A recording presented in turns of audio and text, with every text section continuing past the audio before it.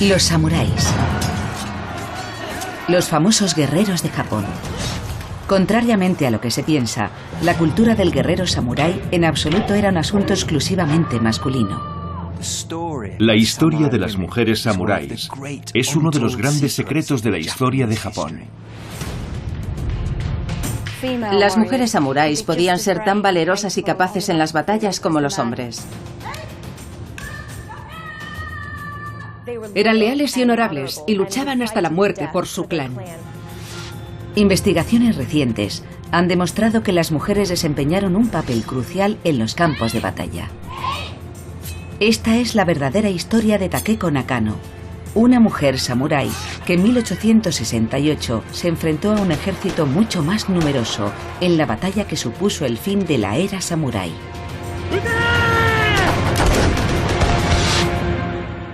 Las reinas guerreras samuráis.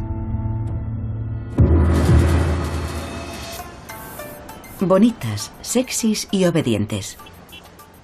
A menudo, en el Japón del siglo XXI, las mujeres son infantilizadas por el manga y la cultura popular.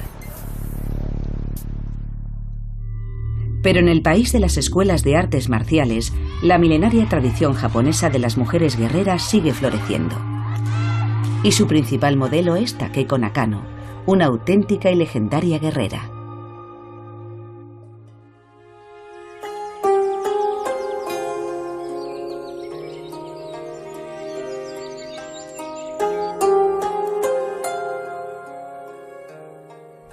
A los 6 años de edad, Takeko no podía imaginar lo que el futuro le tenía reservado.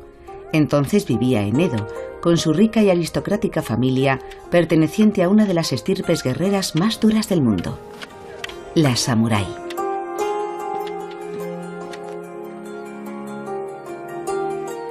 Durante casi 1000 años, los samuráis habían dominado la guerra en Japón, con sus sofisticadas armaduras, sus mortíferas armas y un complejo código de honor. El clan Aizu, al que pertenecía Takeko, se encontraba en la cúspide de la sociedad samurái y estaba directamente emparentado con el líder máximo del país, el shogun. Takeko descubriría enseguida que los privilegios de los samuráis Aizu se ganaban con mucho esfuerzo. Su formación comenzó a una edad muy temprana, estudiando caligrafía y poesía, pero Takeko debía aprender una disciplina más.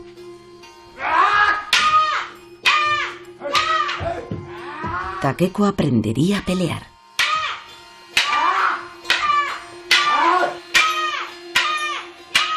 El intensivo entrenamiento en artes marciales iba unido a la educación ética y moral de los samuráis Aizu.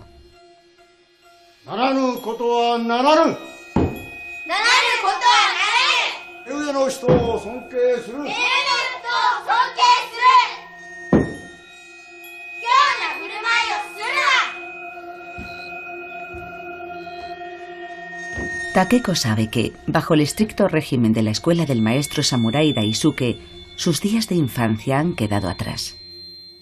La armadura que hay detrás de mí se hizo para un niño. Es el tipo de armadura que el hijo de una familia samurái rica recibía entre los 7 y los 12 años. Aunque le separaran de su familia, seguía perteneciendo al clan durante toda su formación. De hecho, sus servicios como guerrero se concentraban básicamente en la lealtad a su clan. Tradicionalmente, la mayoría de los samuráis eran pequeños terratenientes.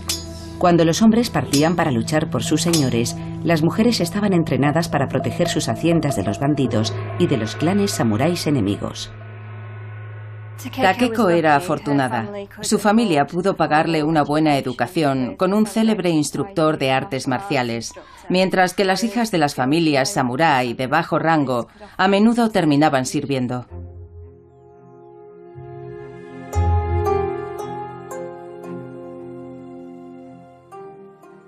Bajo el gobierno de hierro del shogun, el periodo Edo es una época relativamente pacífica.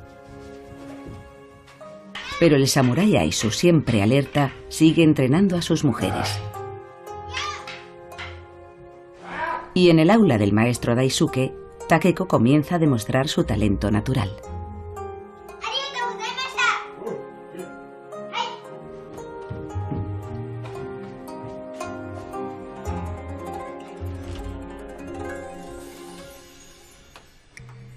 un santuario sintoísta dedicado al dios de las artes marciales. Como sus antepasadas, las jóvenes Aisu actuales comienzan su entrenamiento con el espíritu de las mujeres samuráis. Sus técnicas fueron perfeccionadas durante siglos de guerras samuráis. A lo largo de la historia, el entrenamiento de las mujeres jóvenes representaba mucho más que un mero ejercicio físico.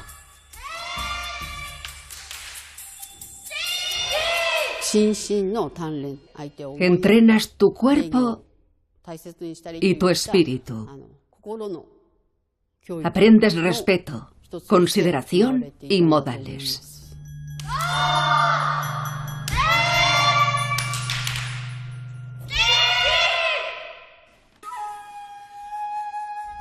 Takeko muy pronto descubrió otra pasión: su sed de conocimientos.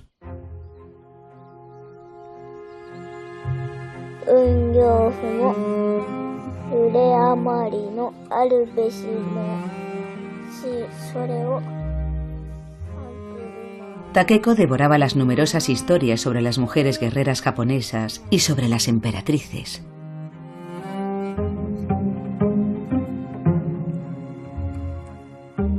Pero la leyenda de la bella guerrera y reina samurái Tomoe Gosen fue la que le dejó una huella más profunda. 600 años antes de que naciera Takeko, la consumada amazona y guerrera samurái realizó el sacrificio supremo por su amante a principios del siglo XIII. Tomoe Gosen es famosa por su lealtad y bravura al enfrentarse a una situación imposible. Ella y su comandante se enfrentaron a un ejército rival enorme. Su comandante le ordenó que huyera, pero ella se negó. Y en vez de eso, atacó al comandante enemigo y lo decapitó. Así consiguió unos valiosos minutos para que su comandante se preparara para una muerte honorable, ante lo que era una derrota inevitable. El régimen de entrenamiento de Takeko era feroz. Como alumna de élite, tenía que asestar 1000 golpes de espada cada día. Pero el mundo que ella conocía estaba cambiando. En 1853, Edo es una de las ciudades más grandes del mundo, con una población de más de 1 millón de habitantes. Sus calles están llenas de mercaderes vendiendo las últimas novedades. Pero es también un lugar lleno de tribulaciones económicas y de un creciente descontento con el shogún. Fuera del barrio samurái, la mayoría de la población vive en la pobreza y está hambrienta y desesperada.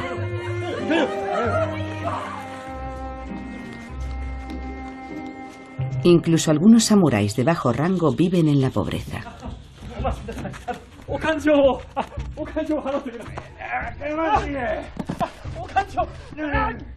A pesar de su escasa riqueza, los samuráis seguían en la cúspide de la sociedad del periodo Edo. Incluso los mercaderes ricos se inclinaban ante el estatus del samurái.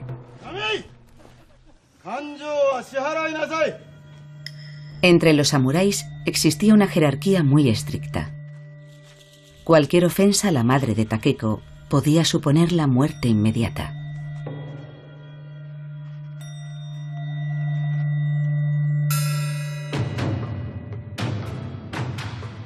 Con los disturbios extendiéndose por todo el país, el shogún confía en sus samuráis Aisu para mantener el control entre los 260 clanes rivales japoneses.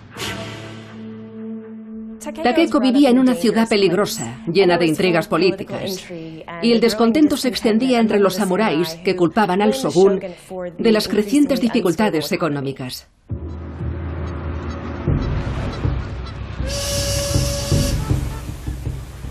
Justo en el momento álgido de las tensiones internas, de repente, una escuadra de barcos de guerra estadounidenses, dirigida por el comodoro Matthew Perry, apareció frente a la costa de Edo. Durante los 150 años previos, los diferentes shogún habían aislado aún más a Japón. Los mercaderes estaban prohibidos e incluso se les ejecutaba cuando llegaban. Perry estaba decidido a no marcharse sin un tratado comercial. Pero el shogún posponía una y otra vez las negociaciones con la esperanza de que los americanos se rindieran o simplemente abandonaran Japón.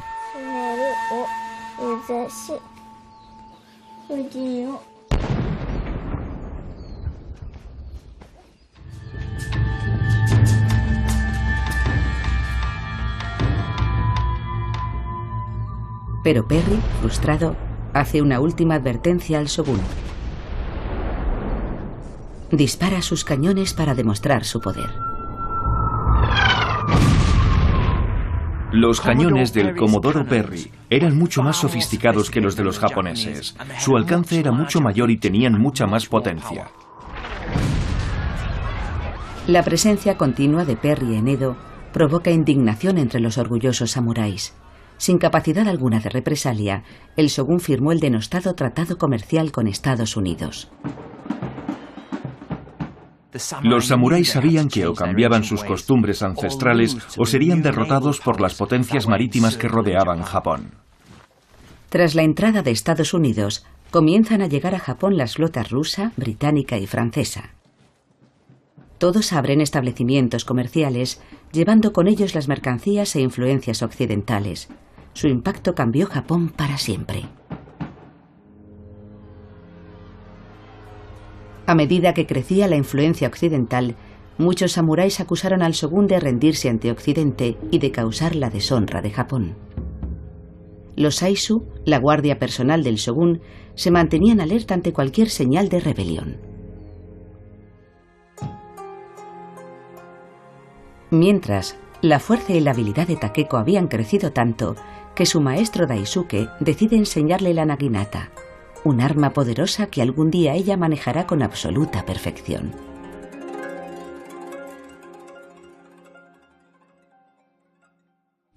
El arma que tradicionalmente se asociaba con las mujeres samuráis en Japón es la naginata.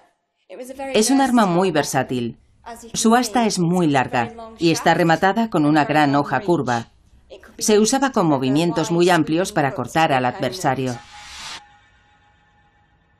En el corazón de la moderna Osaka, aún se enseña la técnica ancestral de la naginata.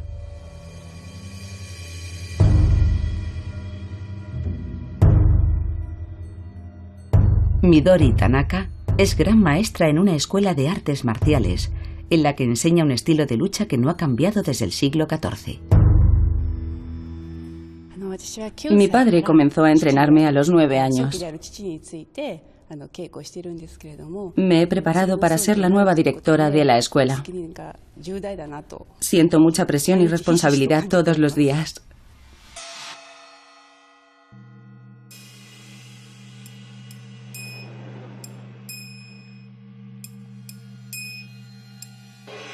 La naginata es perfecta para las mujeres samuráis.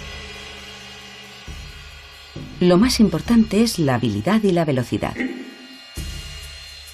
En combate, la naginata es tan mortífera como la famosa espada samurái.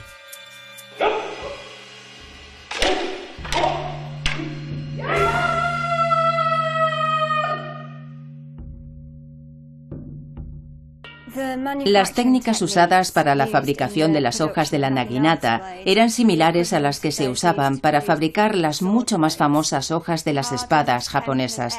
El filo de acero templado y una hoja más ligera y flexible la convertían en un arma muy eficaz y mortífera. Esta es la entrada a una mansión samurái. Y aquí tenemos algunas naginatas. A menudo la naginata era un regalo de boda para que la esposa pudiera defender la casa si era necesario. Están en la pared, cerca de la entrada en caso de emergencias. La lucha con naginata se sigue practicando como deporte en Japón. Sin embargo, en la escuela de la gran maestra Midori se enseña la manera tradicional, como una técnica para matar al enemigo. Si una mujer tenía que defenderse, la naginata era un arma muy buena porque la longitud de su asta le permitía mantener a raya a su rival e impedir que se aprovechase de su superioridad tanto en fuerza como en peso. Os enseñaré cómo cortarle la pierna. Aunque escape al primer golpe, aún puedo cortarle, porque puedo girar el filo a la otra pierna.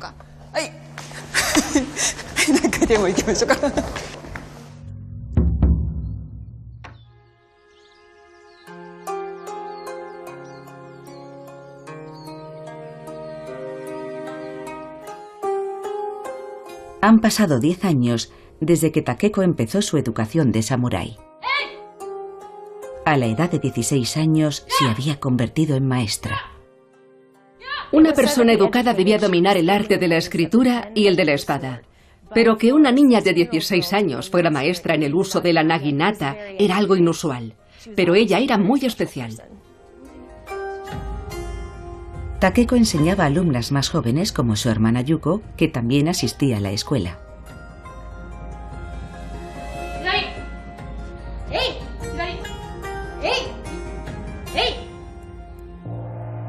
Pero hay otra arma que una joven samurái debe dominar como último recurso.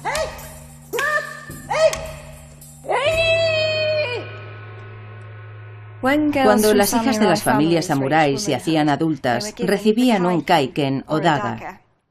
Una mujer samurái la llevaba siempre con ella todo el tiempo, oculta en una manga, enfundada delante del kimono o escondida en su obi o faja. La daga se usa para bloquear el ataque. Se usa la parte de atrás de la hoja y no el filo.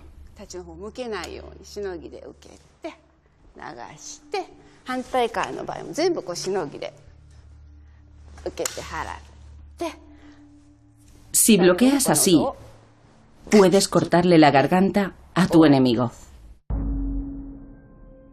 Toda madre samurái tiene el deber de regalarle una daga personalizada a su hija. Su finalidad última es defender el honor de la familia.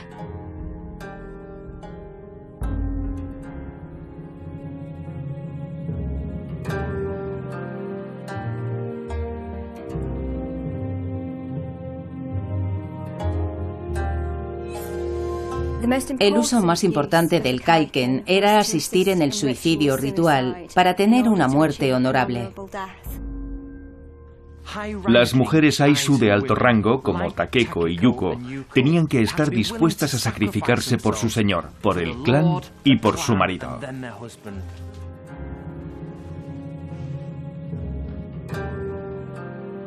El suicidio de una mujer samurái exigía una preparación especial.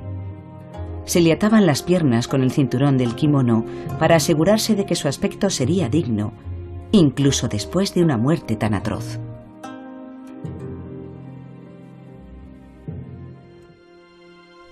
Aparte de prepararlas para el combate, el objetivo de la educación que recibían las jóvenes samuráis era formar novias cultivadas, refinadas y educadas para poder casarlas y así establecer o fortalecer alianzas con otros clanes o familias.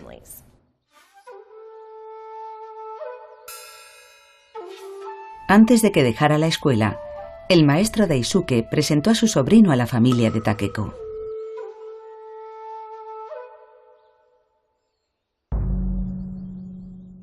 Si Takeko aceptaba ese matrimonio, su vida cambiaría radicalmente. Se convertiría en sirvienta de su marido y tendría que aceptar las antiguas costumbres de los samuráis, una de las cuales era pintarse los dientes de negro, una práctica entonces muy de moda entre las mujeres casadas.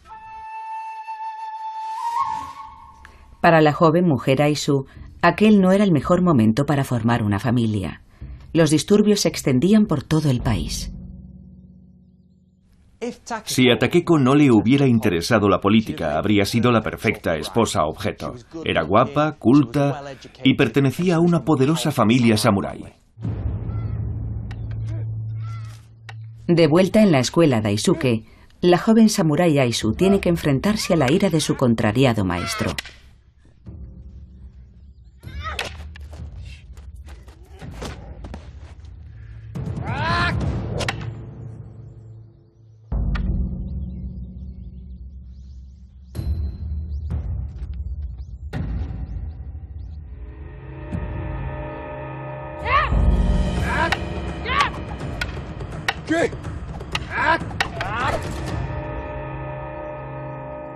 Si aquel hubiera sido un combate verdadero, el maestro Daisuke habría muerto.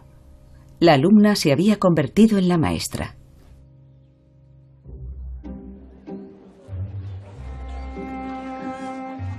Takeko tenía 16 años cuando dejó la escuela del maestro Daisuke para convertirse en profesora de artes marciales.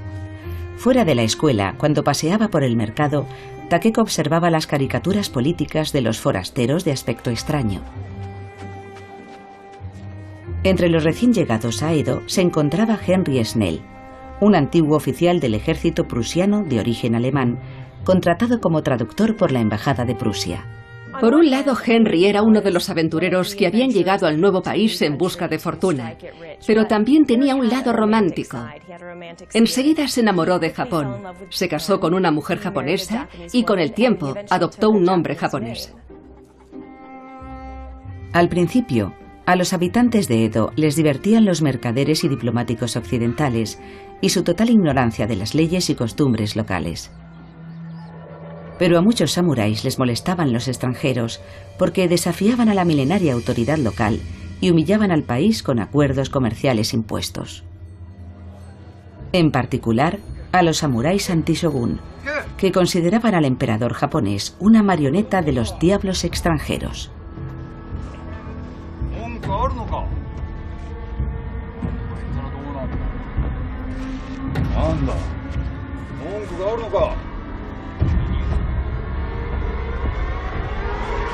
En aquella época, Edo era un lugar muy peligroso para los extranjeros. Muchos samuráis los despreciaban. Les enfurecía que vivieran en la ciudad.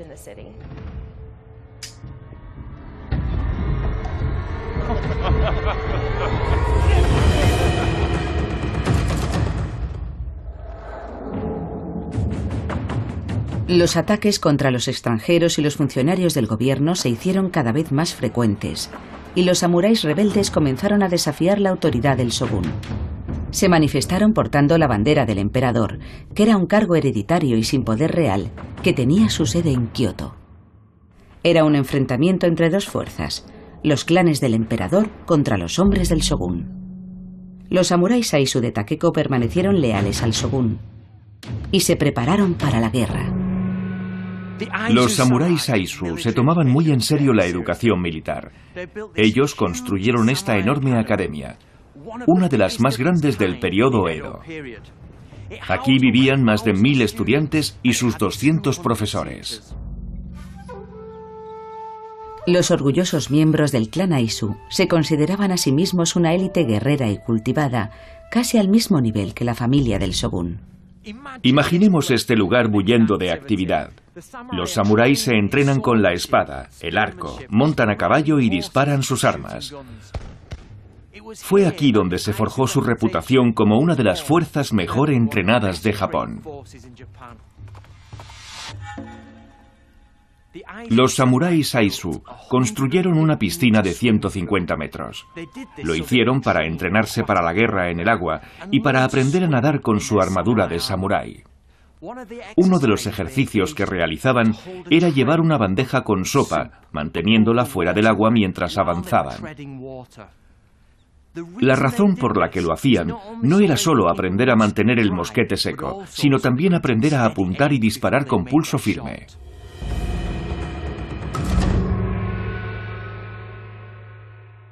Creemos que muchos soldados Saizu estaban equipados con armas de fuego bastante arcaicas. Este es el tradicional arcabuz de llave de mecha, capaz de disparar 2 veces por minuto. Y era un arma de avancarga. Funcionaba con una llave de mecha que encendía la pólvora de esta cazoleta. Prácticamente no había cambiado nada desde el siglo XVI. Mientras los Saizu dependían de sus armas obsoletas, los hombres del emperador habían estado acumulando rifles y cañones modernos. Amparados por la seguridad de sus nuevas armas, los samuráis del emperador se atrevieron a exigir la cabeza del shogún. Los incendios y los asesinatos se apoderaron de las calles de Edo.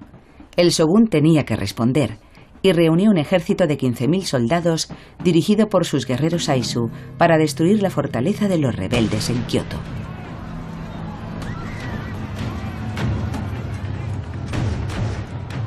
Los hombres del emperador estaban en inferioridad numérica, pero haciendo uso de sus nuevas armas vencieron a los samuráis del shogún.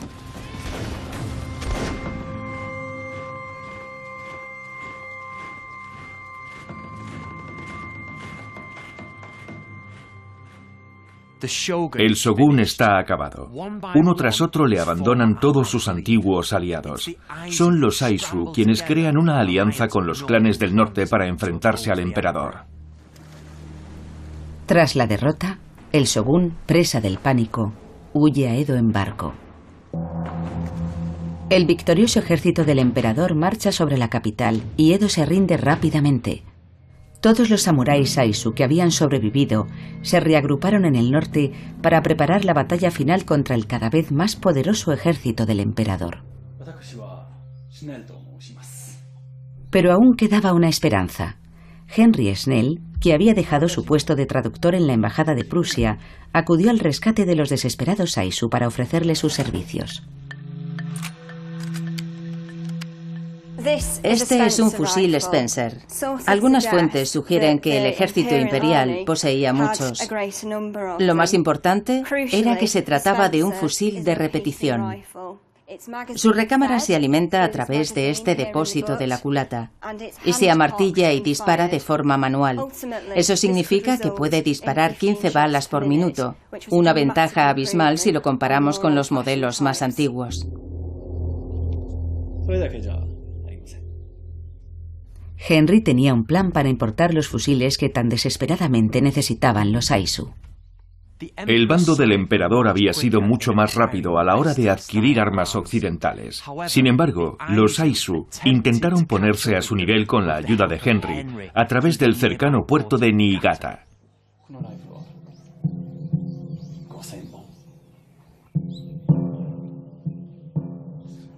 Los Aizu no podían acceder al mar, ya que carecían de un puerto propio. Con sus envíos a través de Niigata, Snell rápidamente se convirtió en el principal proveedor de armas de los Aizu. Desesperados por mantener el suministro de armas, concedieron a Snell el honor y el rango de un samurái. Hasta entonces solo se le había concedido a 2 occidentales. Él fue el tercero. Pero ¿sería capaz Snell de suministrarles esas armas? El ejército Aizu había sufrido muchas bajas durante su retirada desde el sur. El castillo de Wakamatsu se convirtió entonces en el corazón de su defensa.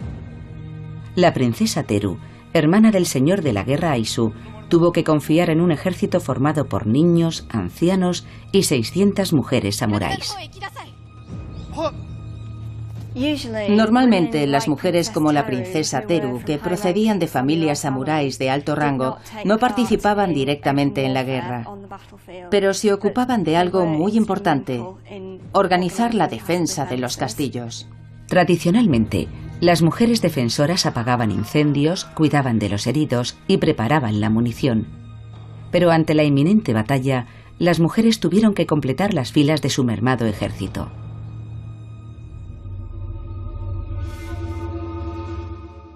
Pero, ¿desempeñaron realmente las mujeres un papel crucial en las grandes batallas? Puede que la respuesta se encuentre aquí, en este humilde bosque.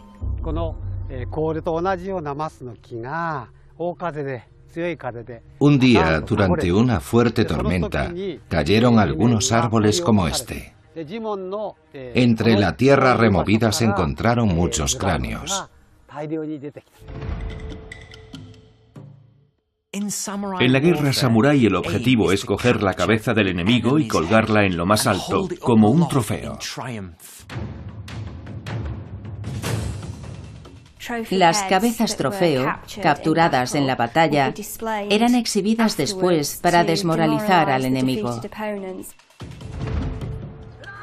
En 1580, 300 años antes de la última batalla de los Aizu, el samurái Takeda, atacado desde el mar, libró una feroz batalla en Senbonmatsubara.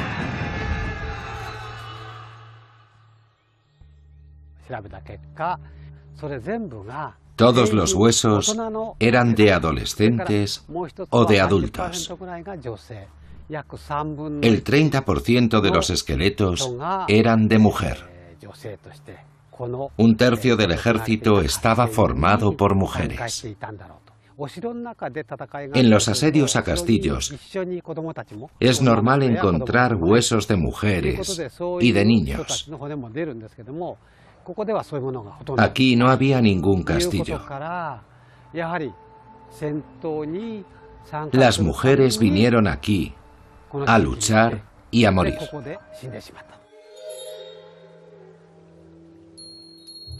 Muy cerca del antiguo campo de batalla, los vecinos enterraron los restos que habían descubierto en una tumba, que aún se considera un lugar prohibido y sagrado.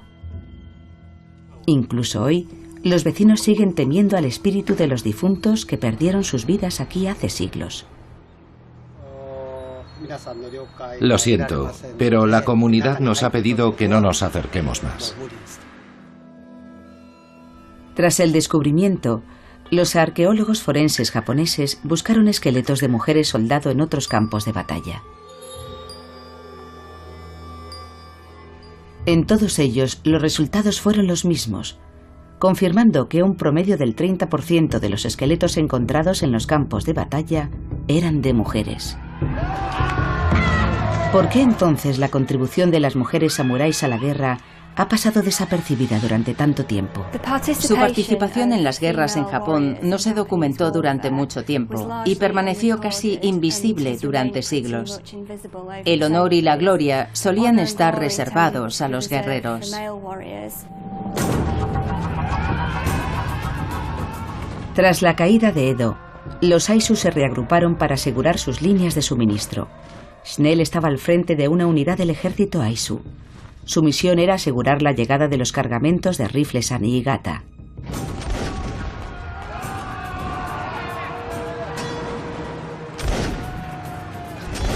Pero muy pronto los ejércitos del emperador rodean a Snell y no puede mantener Niigata. El supuesto salvador de los Aizu fracasa en su misión de asegurar las armas que tanto necesitan y logra escapar con vida a duras penas. La promesa de Snell de conseguir esos rifles era la última esperanza para los Aizu de poder ganar la guerra. Cuando cayó Niigata, solo quedaron los defensores del castillo.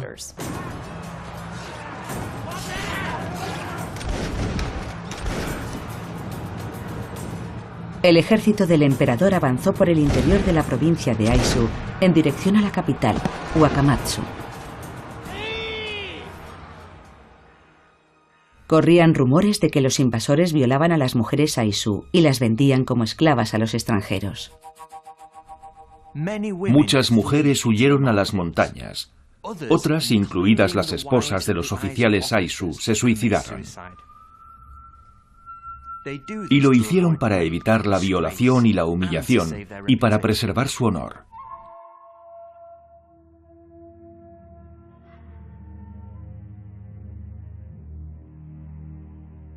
Yuko había seguido a su hermana mayor Takeko hasta Aizu.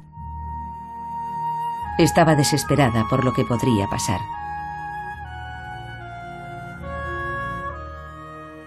Pero Takeko había decidido no suicidarse. Así que cortó su pelo y el de su hermana a la manera de los hombres samuráis.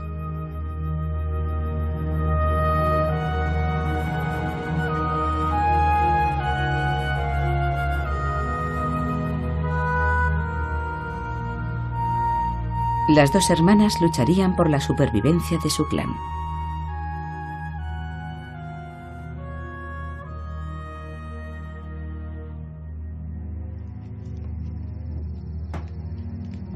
Pero no eran las únicas.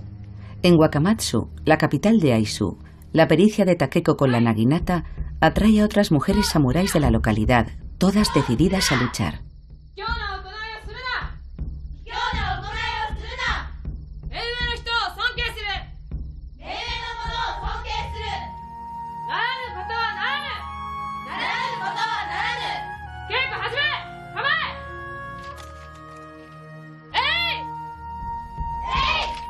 Acompañada por su madre y su hermana, Takeko prepara a las jóvenes para la inminente batalla.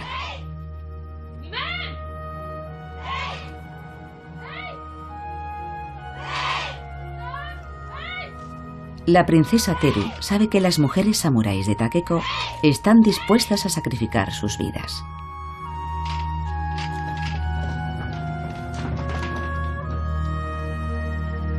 Minasan, waga Aizu Han no tame ni arigatou.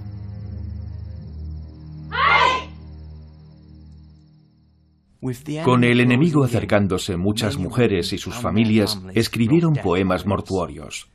2 hermanas de 13 y 16 años escribieron este poema. Dice así: con las manos unidas, nos aventuramos en un viaje por la montaña de la muerte.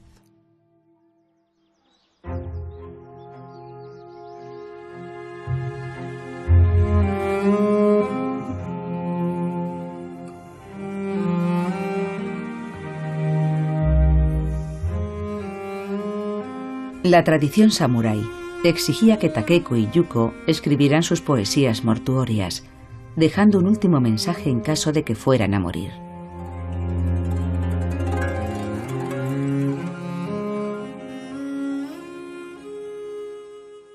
La sociedad samurái era muy ceremonial.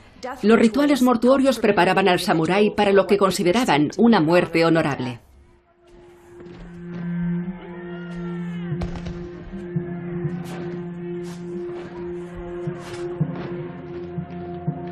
El inevitable enfrentamiento abrumaba a la hermana pequeña de Takeko.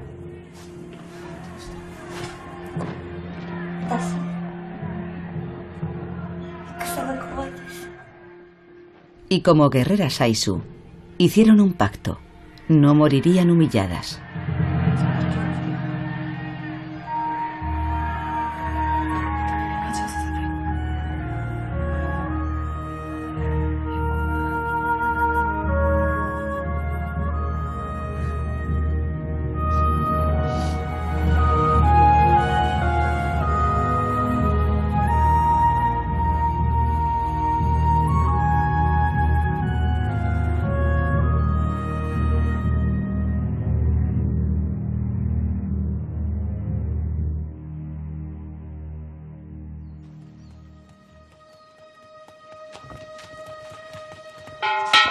Wakamatsu estaba completamente rodeada por el ejército del emperador.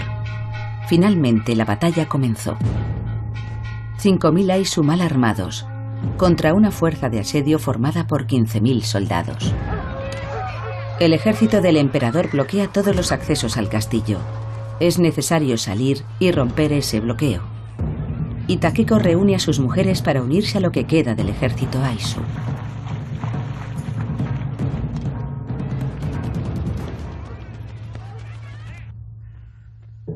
En su marcha hacia el frente, otras se unen al grupo. En total, 18 mujeres. Cuando por fin llegan junto a la avanzadilla Aizu, Takeko se encuentra con una tibia acogida.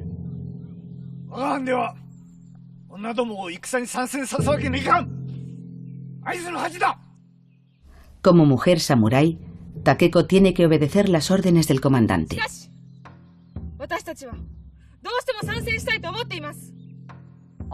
El honor y la gloria estaban reservados a los guerreros, y se hubiera visto como una humillación para los hombres samuráis que la victoria en una batalla pudiera ser atribuida en alguna medida a las mujeres. A Takeko solo le quedaba una opción.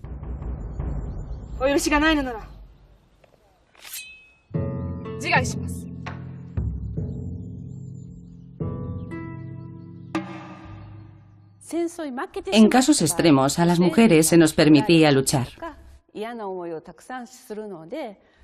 Sobre todo en tiempos de guerra, cuando las mujeres corrían peligro de ser esclavizadas, asesinadas o violadas.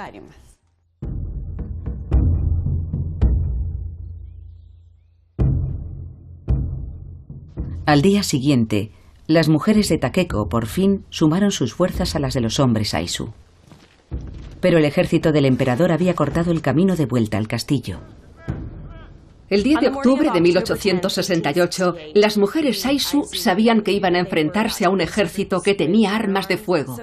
Su plan era atacarles por sorpresa y acercarse lo suficiente para poder usar sus armas blancas contra el enemigo.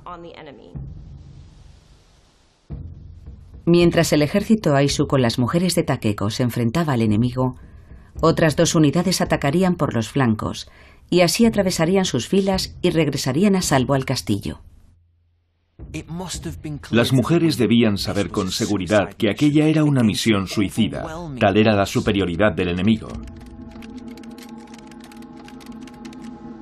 Aquel sería el momento en el que el entrenamiento intensivo de Takeko como samurái culminaría en un ataque decisivo.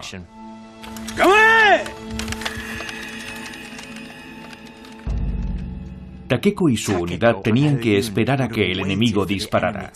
Después su única oportunidad era cargar contra ellos y acuchillarlos.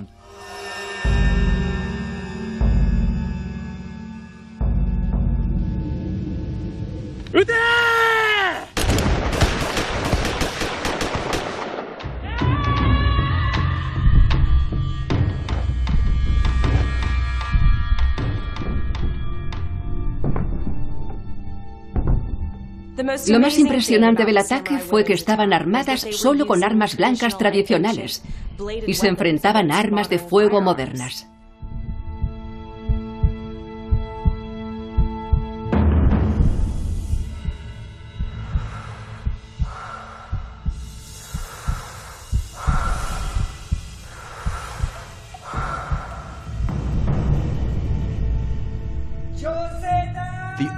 Se dio la orden de capturar a las mujeres con vida.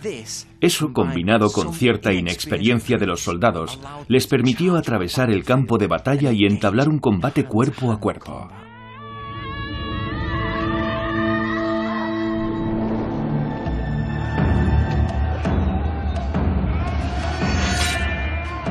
El enemigo se quedó paralizado ante la mortífera furia de las mujeres Aizu.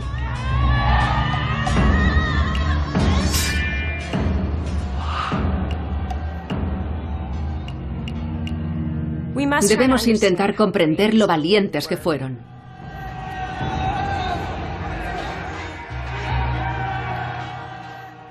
Yuko tenía solo 16 años cuando tuvo que acuchillar hombres en esa batalla.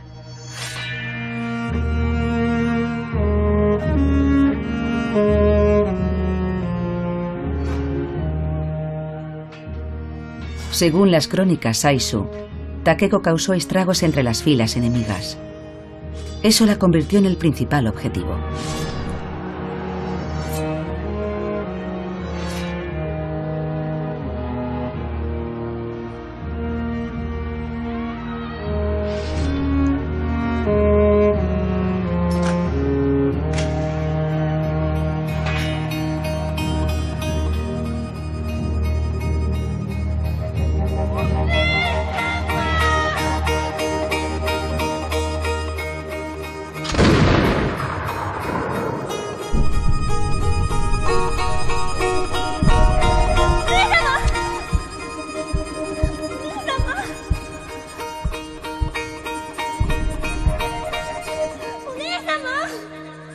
La hermana de Takeko estaba decidida a salvar a su hermana del destino de convertirse en un trofeo.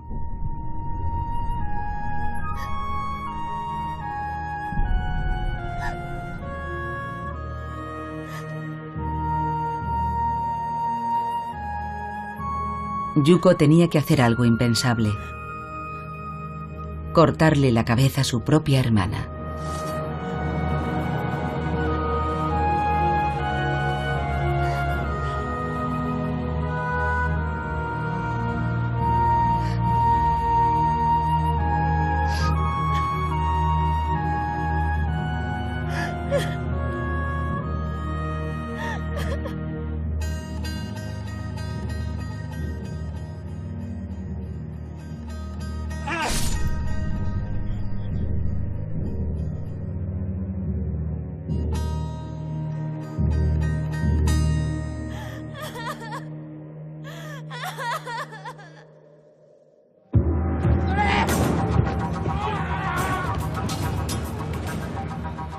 Tras la muerte de Takeko, los supervivientes Aizu consiguieron atravesar las líneas enemigas y refugiarse en la seguridad del castillo de Wakamatsu.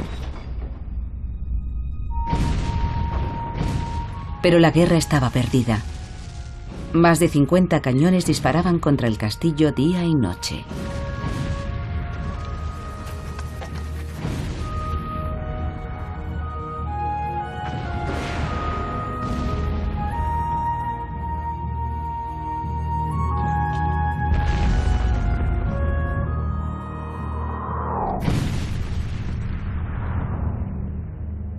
Tras un mes de bombardeos incesantes y agotados los alimentos y las municiones, la princesa Teru decidió rendirse ante los generales del emperador.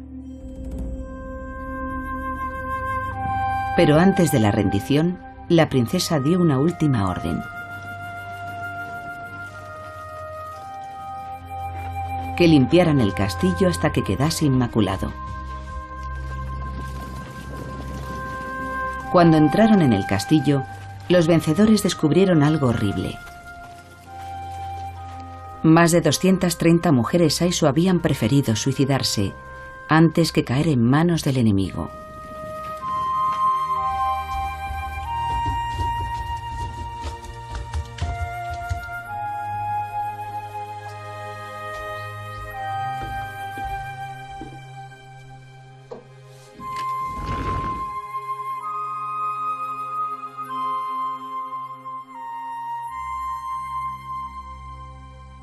El enemigo había dejado huellas de suciedad por todo el castillo. Teru había ordenado limpiar y recoger el castillo antes de entregarlo. Ese fue su mensaje. Les decía, puede que nos hayáis vencido, pero no habéis podido doblegar el espíritu Aizu.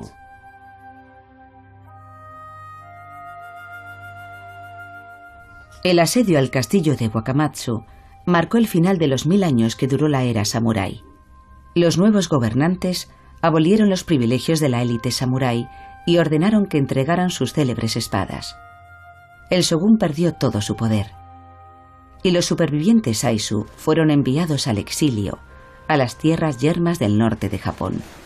La cultura del clan y su orgullosa historia fueron borradas por los vencedores.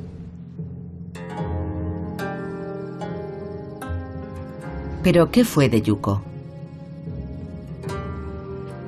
Tras la batalla consiguió llegar al templo de la familia. El sacerdote le prometió enterrar los restos de Takeko con honor.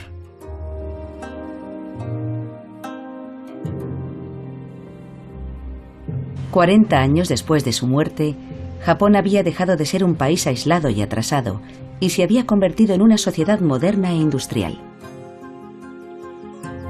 Hoy, en el lugar donde Takeko luchó y murió, el pueblo Aizu ha erigido un monumento en su recuerdo.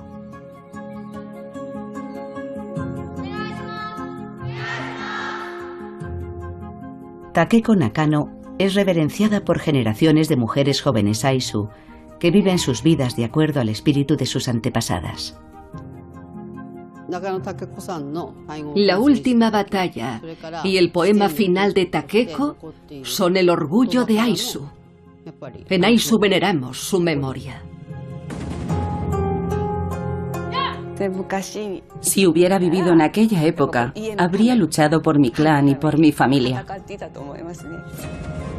Siempre se ha aceptado que la historia de los samuráis era una historia de hombres. Sin embargo, no olvidemos a Takeko y a las mujeres que, como ella, tuvieron un papel clave en la historia de Japón. Su legado, su valentía y su espíritu samurái deberían recordarse siempre. Nunca temas. Vive con honor. La esencia del espíritu samurái. Su verdadera fortaleza está reflejada en su modestia. Como Takeko escribió en su poema mortuorio, entre todos los famosos guerreros, aunque nunca osaría contarme entre ellos, comparto el mismo corazón valeroso.